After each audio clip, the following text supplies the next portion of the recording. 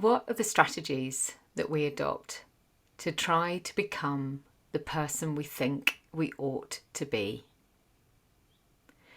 And how can those strategies become so misguided at times that we turn into someone maybe even we don't recognise? That's what I'd like to explore today with this topic, the artificial grown-up. And I'd also like to welcome you back to season 7 of the podcast.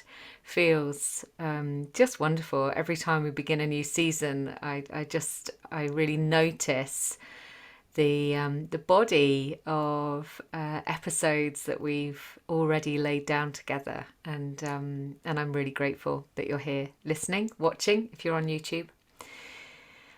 So this idea of the artificial grown-up, it was something that came out of a conversation with my dear friend Abby Lath, who some of you already know, and actually Abby and I did a couple of episodes right at the very beginning of season 1. So if you'd like to hear her voice, then go and have a listen there.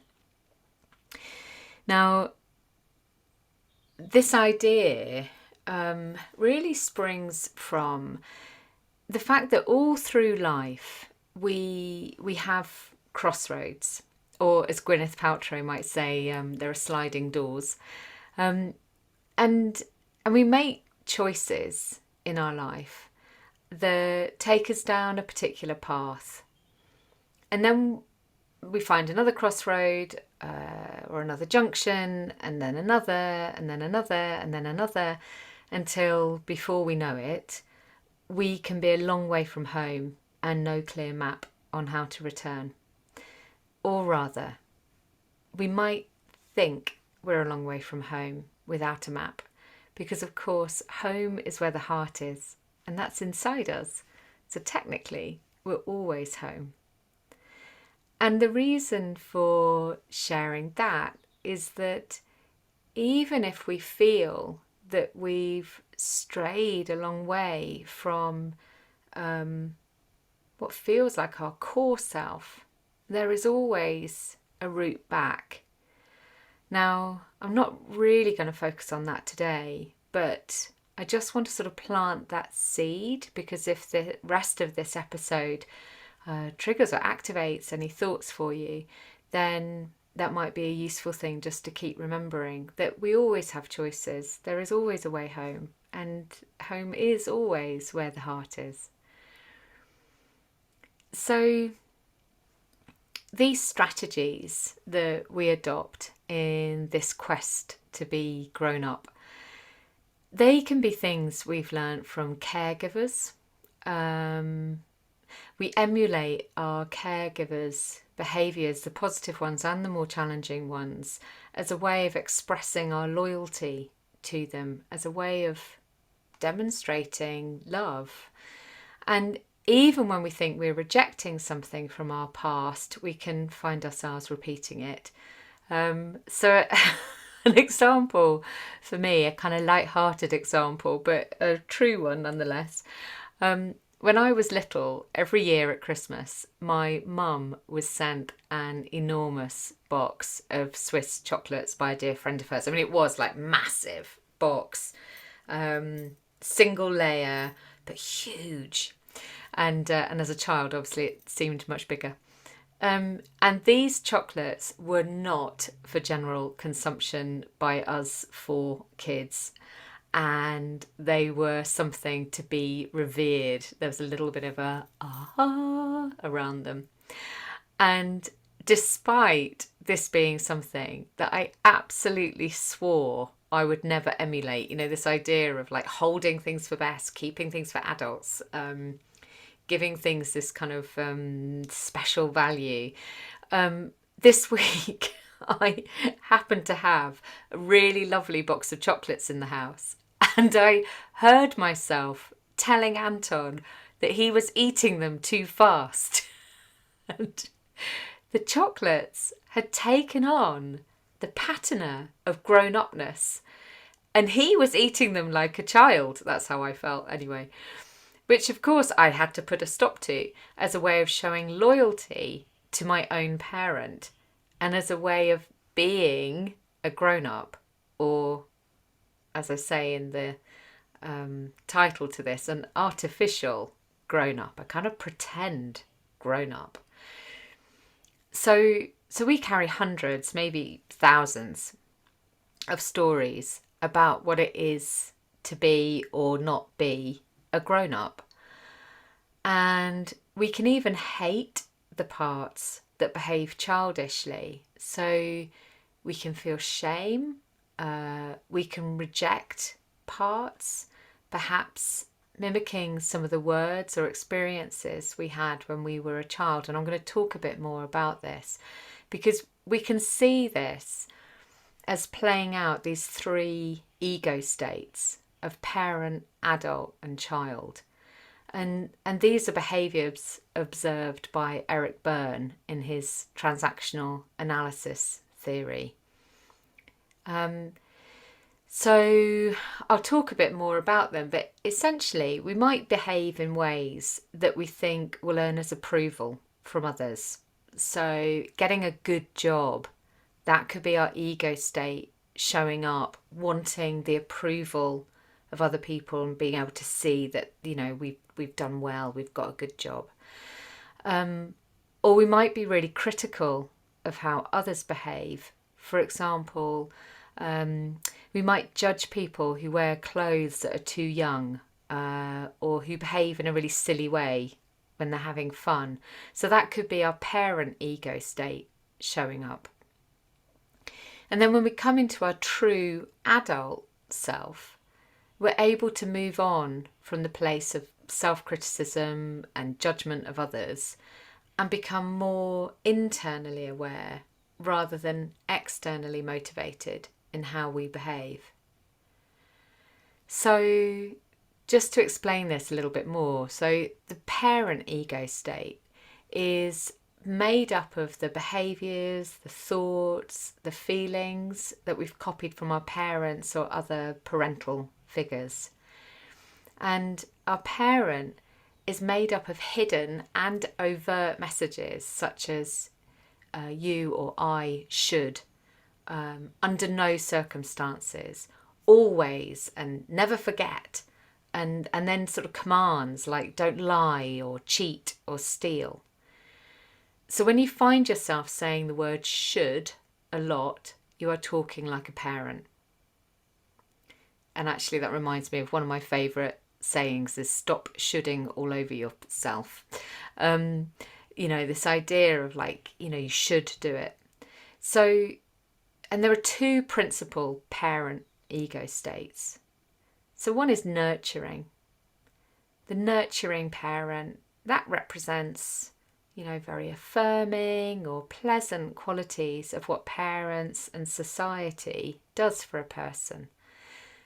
And then we've got the critical part.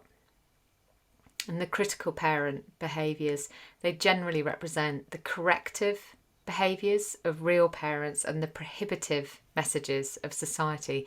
So that can be where shame about sort of nudity or something like that can come from, both from real parents and from society's messages about things like nudity. So our parent is formed by external events and influences upon us as we grow through early childhood. And as functioning adults, we've got the ability to change those messages, but it does require awareness and effort. And the parent state can also be described as being taught. It's the stuff that we've been taught. And just to mention Anton again in the podcast, I actually heard him use a very parent phrase this morning. So we were talking about how when we were students at Nottingham University, which is where we met 31 years ago, we didn't ever really go out into the countryside. So we had a car a lot of the time that we were there. He had a car. And the Peak District really isn't far. And if you know anything about England, you'll know the Peak District is incredibly beautiful. And we just never went. And he said, I didn't even have the wherewithal to do that. And gosh, I mean, God, just hearing those words, you can hear that parental voice straight away. I'm not saying that's how his parents spoke to him, but that is a parental voice. So that judgment, criticising the lack of action or the lack of ability to take action, is like the voice of a critical parent figure.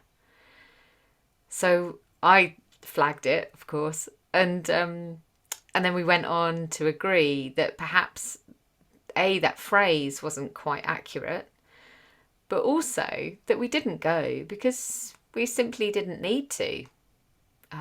We didn't think about it. We were happy doing what we were doing. I mean, there are a number of reasons why we didn't drive to the Peak District, or didn't go often anyway. And that reflective approach is the voice of the adult.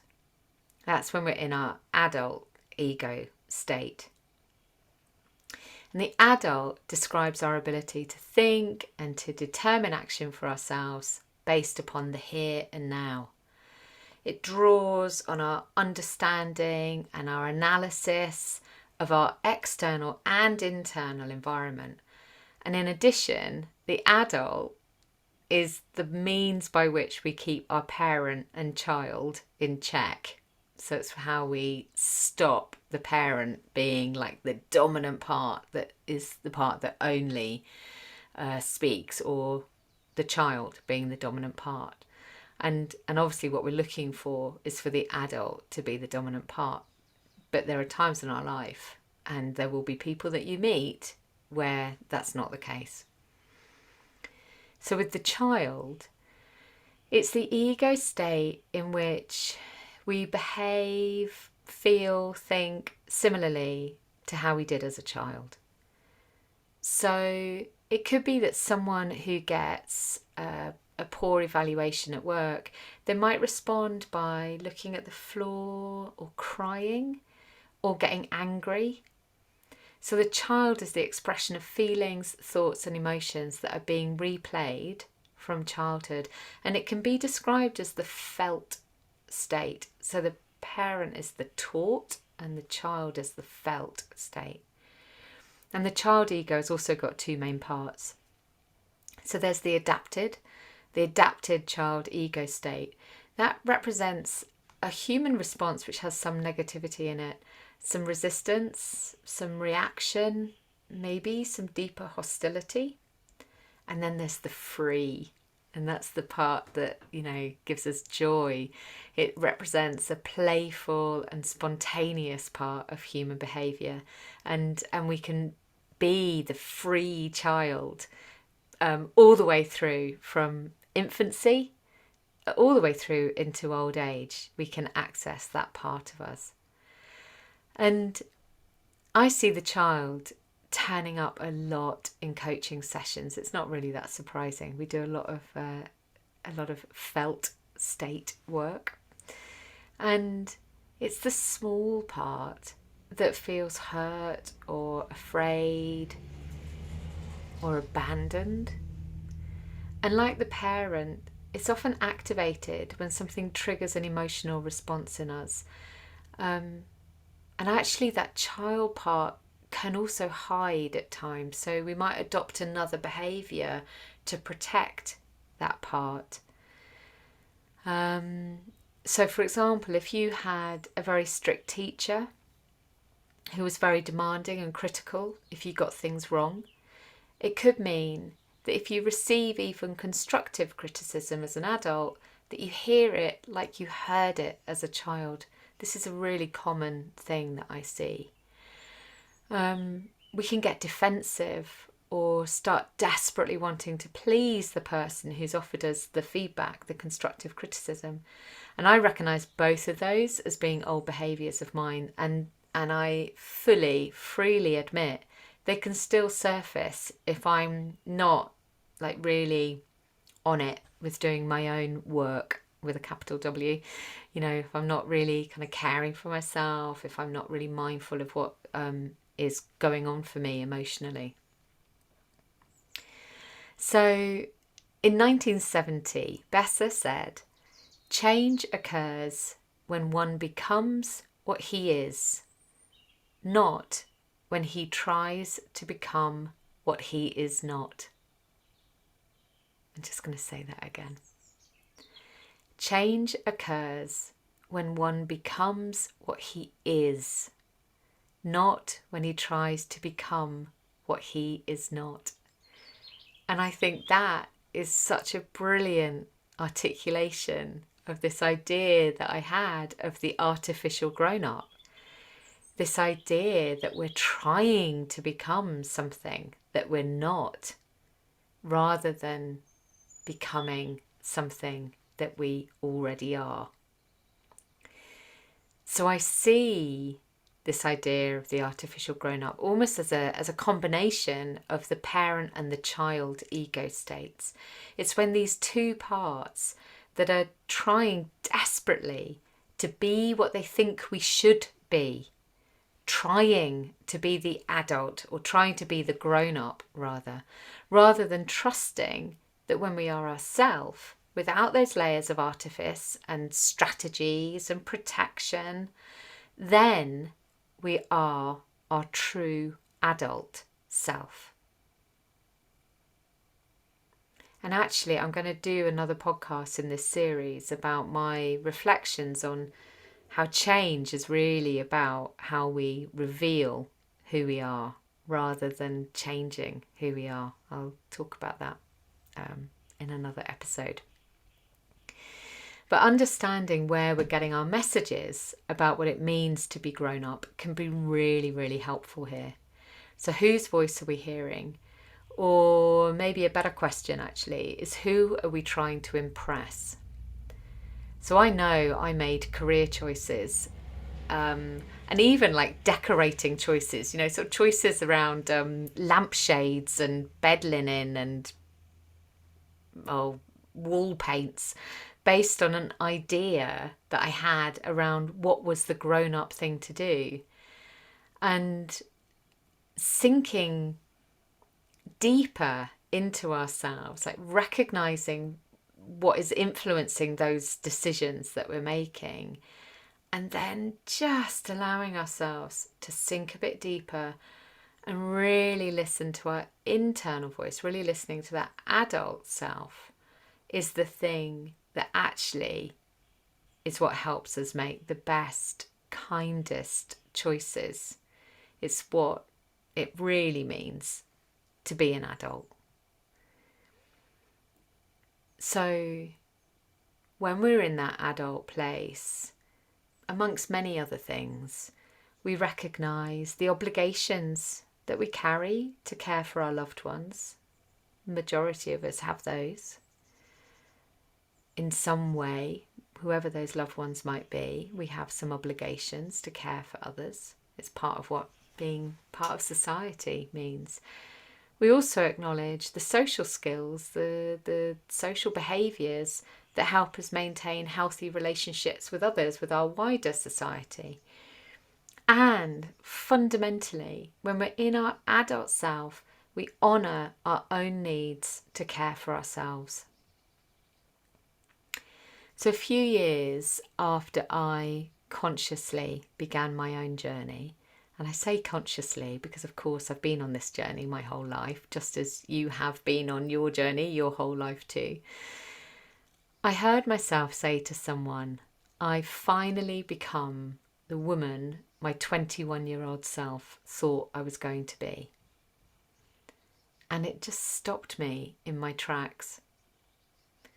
And I realised that until then, whenever that was, a few years ago now, I realised that until then I'd been playing a part that I thought I was meant to play,